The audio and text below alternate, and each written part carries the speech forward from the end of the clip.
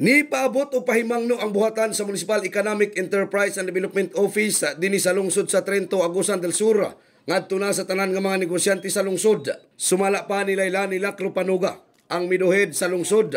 Matud pa niini nga dili gayud magkumpiyansa karong mga panahona. Ilabi na nga luyo sa krisis, mahimong mga pahimuslan sa mga individual ang pagpangawat. So, i-safe keep gud ninyo permanente ang inyong mga halin ug inyong kwarta nga dili lang mo magpatakag bilin nga inyo habang mahatagan og opportunity ang kawatan nga mo atake. So permanente gyud, presence of mind bisan sa kabisit sa atong pangnegosyo, ang halin ato jong i-safe keep nga dili basta-basta makawat sa mga tao nga naay daotang tinguha. Kahinumduman nga sa milabay nga mga adlaw, usa ka babay nga walay kahadlok nga nangawat bisan adlaw dako sa usa ka bugasan dinhi sa lungsod sa Trento tungod sa sunod-sunod nga mga panghitabo.